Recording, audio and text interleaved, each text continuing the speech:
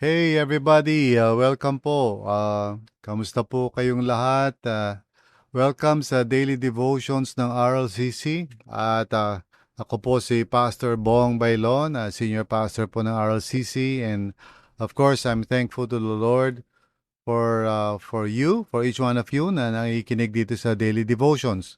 And if you have been doing that for quite some time, it's really very encouraging na malaman na may mga faithful listeners tayo. But at the same time, baka merong bago, first time, nakikinig ngayon. So, hello sa iyo. My name is Pastor Bong. Ako po ang Senior Pastor ng Real Life Christian Communities. And you are listening to our daily devotions, which is basically a follow-up sa Sunday sermon. So, if you have listened to our sermon last Sunday, either on-site or online, ito po ay follow-up. So, for 5 days, we go back to the message. In this case, yung Sunday, the message was entitled The Battle for Real Life. And you are now listening to the follow-up to that. No? So, for 5 days, pinag-uusapan natin muli yung kung ano man yung tinalakay nung Sunday. And so this is a way of parang digging deeper, understanding better God's truth. So welcome sa inyo if this is your first time. And I pray na sana talagang ma-bless kayo dito, makinabang kayo at makatulong sa inyo ito. And of course, it would give me great joy kung malaman ko lang that you are listening and you are being helped. So please make some kind of comment lang, sa mga kayo nakikinig and also share it with others. I would love to know that if you're sharing, ano ba nangyayari, maybe you can say na, oh, I'm sharing this with my office mates and we are discussing it. So, well, anything like that. That would really be awesome, if you can. Anyway, so before we dive in, as usual, this week I've been making this kind of change. I want to start with prayer. I want to start with drawing near to the Lord and really surrendering to Him everything. So would you join me? Doon tayo mag-umpisa before we dive into the devotions mismo. Tayo po ay manalangin. So Lord, we draw near to you right now. And thank you for the grace to meditate on your word today. Kung ano man ang sitwasyon ng buhay ng bawat isa, Lord, I pray, ikaw nawa ang maging shepherd ng bawat isa na maramdaman nila yung pagmamahal mo sa kanila for whatever it is that they are going through. For those who might be sick, Lord, I pray na gumaling po sila. For those na maaaring may kilala silang may sakit, I pray na by God's grace, you would also heal those people. Kung may mga nag-go through ng financial problems, Lord, please provide po for their needs. Kung may mga tao na may family problems, conflicts, or whatever, Lord, bring healing sa kanilang pamilya, in Jesus' name. And I don't know, there are many other people, Lord, siguro, na may kanya-kanya mga pangangailangan, but I just pray for everyone na maranasan namin ang pagkalinga mo sa amin, yung pag-ibig mo sa buhay namin, Lord. Help us to just focus on you, regardless of what we might be going through, knowing that you are our shepherd, our guide, and you will make a way for us, Lord God. So salamat po, Panginoon. Once again, I pray for these daily devotions na mangusap ka, Lord. Gamitin mo po ako, Panginoon, so that the word of the Lord may truly dwell richly sa puso namin, Panginoon, by the grace of God. So, salamat po. In Jesus' name, Amen. Amen. So, thank you, Lord. So, today, our topic is entitled Winning the Battle Every Day. No? So, that's a good conclusion natin for these 5 days. Winning the battle every day. And John says, in 1 John 2:17, the one who does the will of God lives forever. Amen.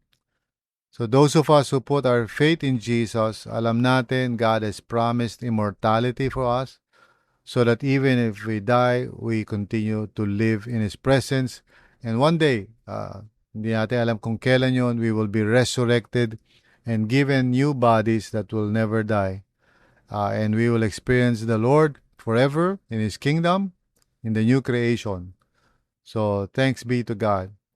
That's why itong mga pinag-uusapan natin ay hindi lang ito pansamantala. These are just things that we do right now para maging mabait tayo. We are really investing for the future. We're looking forward to that day when God would create and recreate pala and make everything new, no? New heavens and new earth. So we're looking forward to that. So in the meantime, each day we are, fighting the good fight of faith. And the Christian life, remember, is not won by one dramatic decision lamang, but by countless daily responses based on self-awareness. Amen. So every day we remember who we are in the Lord. We go back to that. We put our faith in what God has promised and in union with Him. That's how we, overcome. So we depend on the Lord. And every day we remain grounded in God's Word. At lagi ko sinasabi sa inyo, just, go to the scriptures.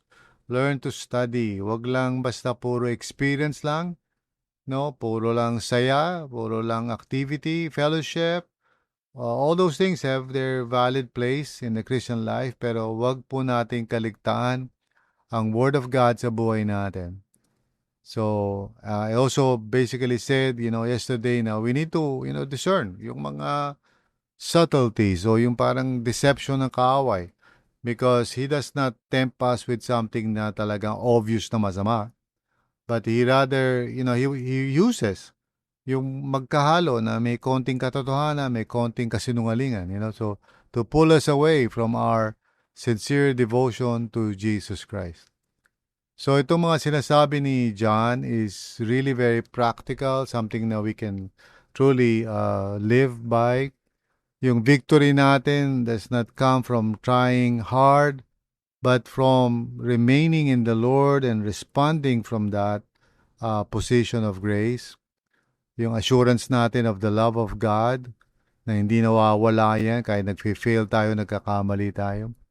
So when we remember our secure identity and we reject yung condemning thoughts ng kaaway, okay, when we remain rooted in Scripture, nananatili tayo sa Word of Truth, maiiwasan natin yung unnecessary na nagkakaroon ng foothold ng kaaway sa buhay natin.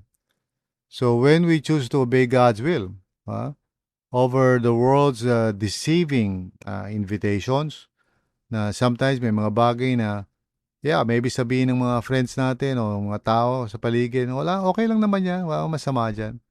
And yes, that may be true talaga. Maaring wala naman talagang masama outwardly or at least explicitly. Pero we are wiser than that. We look at that situation and we filter that based on our relationship with the Lord. So we are not unaware, we are self-aware. We know, okay, some things might be okay for everybody, but it is not okay for someone who takes seriously yung kanyang pagsunod sa Panginoon. Amen? So I pray na yan yung matutunan natin dito sa ating pinag-uusapan. I pray that we would all be devoted to Jesus each and every day. May mga pagkakataon na nangihina tayo, may mga pagkakataon na weak tayo, and that's all right. God does not reject us for that. But we persevere in the Lord. We continue to open our hearts to His Word, allowing Him to transform us from the inside out. So, kailangan magkaroon tayo ng rhythm of grace. No? Nung nakikinig tayo sa Panginoon and we discern yung mga thoughts natin, whether they are from God or not.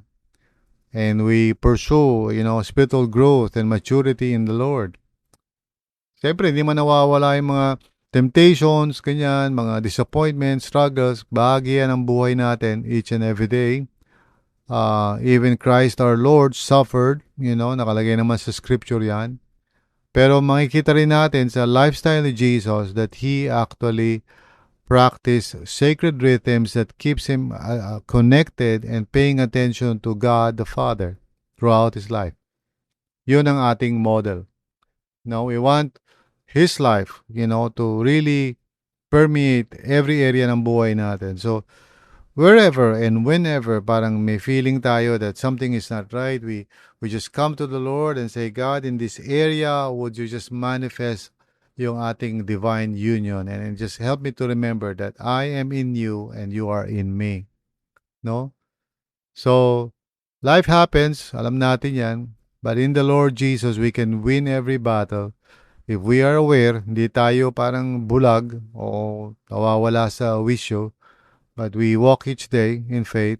We pray, no, Lord, tulungan mo ko na hindi ako matalisod sa mga traps ng kaaway, na hindi ako ma-deceive. Lord, tulungan mo ko to be devoted to you in all areas of my life. And forgive me sa mga pagkakamali ko. Forgive me sa mga compromises ko. Lord, help me to stay in union with you each and every day. Okay? So, ang goal natin ay hindi lang naman mag-survive, kundi mag-thrive in Christ Jesus to be more than conquerors. Okay? We want to grow in our relationship with the Lord. So, this week we've been talking about that. And remember, God loves you. Yeah, that's true. And of course, you love the Lord for sure. I'm assuming that. Pero because we are in a battle, may mga hindrances. We are in the midst of a war story. Merong mga spiritual warfare na nangyayari. We have to, overcome. We have to stand in the grace of God. We have to claim our union with Christ. We need to speak the truth against the mga lies ng kaaway. No? So, hindi tayo dapat parang unaware o buhay tayo sa mundo. Parang nakafocus lang tayo sa, love story natin with God. And of course, that's good. Pero meron ding war story going on at the back of, of it all.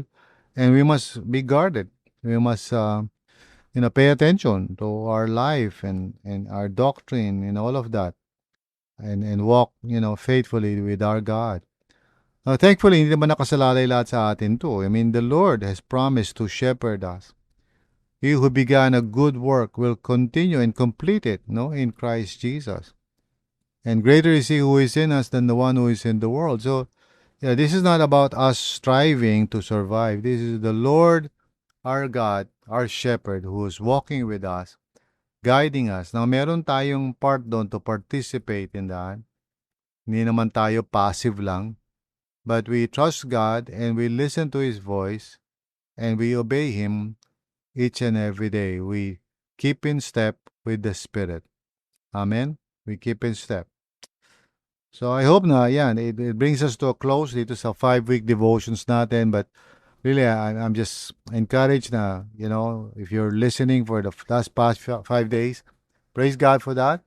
If this is your first time, well, next week uulit na naman yung daily devotions, of course, after our Sunday preaching. But do pray whether we should continue nga po with 1 John or whether we will change our topic. We would be talking together to each other sa pastoral staff, so pray for that. In the meantime, let me just announce yung Jesus First Sunday Gathering this coming Sunday, no? This coming August, okay? August na yon, right? It's August 2, tama ba yun? Yeah, it's August 2, okay? So, I pray na lahat po tayo magkasama-sama, magkita tayo dun sa Jesus First para we can learn more about discernment, okay? And Pastor Regina, my wife, okay, my beautiful wife would be teaching on that. Praise God. And well, maraming salamat po. Thank you for joining me for 5 days. And I pray na nakatulong ito. Tulungan kayo, nag-grow kayo. Please, if necessary, pwede nyo naman balikan yan. But again, if this is helping you, please let me know. If you can share it with others, please do so. So maraming salamat. Really, thank you very much from the bottom of my heart. No? Praise God. So God bless po. Thank you muli. Salamat.